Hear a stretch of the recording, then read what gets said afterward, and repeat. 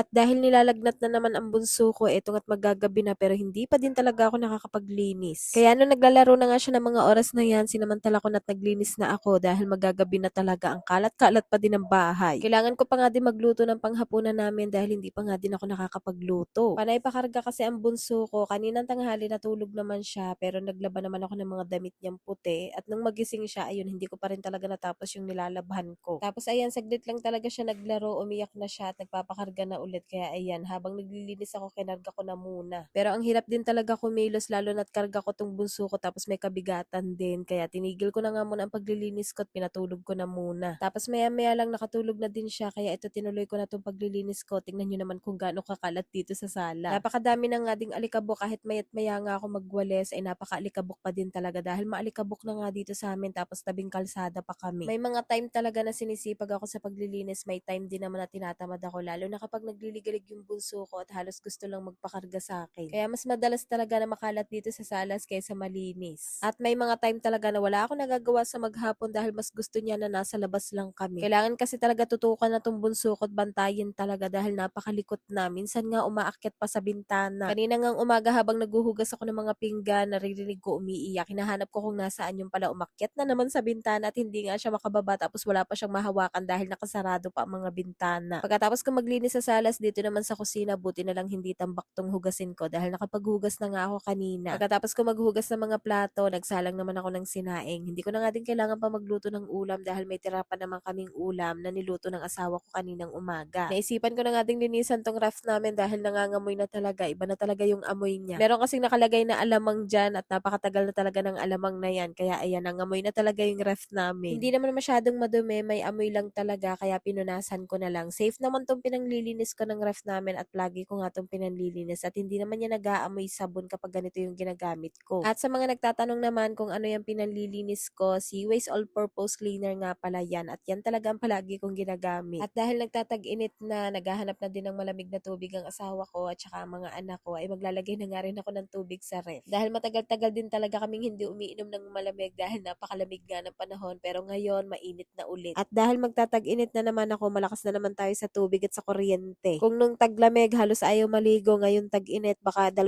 beses or 3 beses sa isang araw maligo. Tapos eto nga, nalinisan ko na yung ref namin pero may amoy pa din talaga kaya pinunasan ko nga din ng suka. Dahil basta ganitong may amoy ang ref namin, pinupunasan ko talaga ng suka at ayun, natatanggal na yung amoy niya. At ayan nga, sa wakas nakatapos na din ako sa paglilinis sa kusina. Malinis na ang sala, malinis na din ang kusina. Tapos naubos na ang ginagamit kong pampabango dito sa loob ng bahay kaya ito, bumili na ulit ako ng panibago. Hindi lang kasi ito pampabango ng loob ng bahay, pantaboy din to ng mga lamok.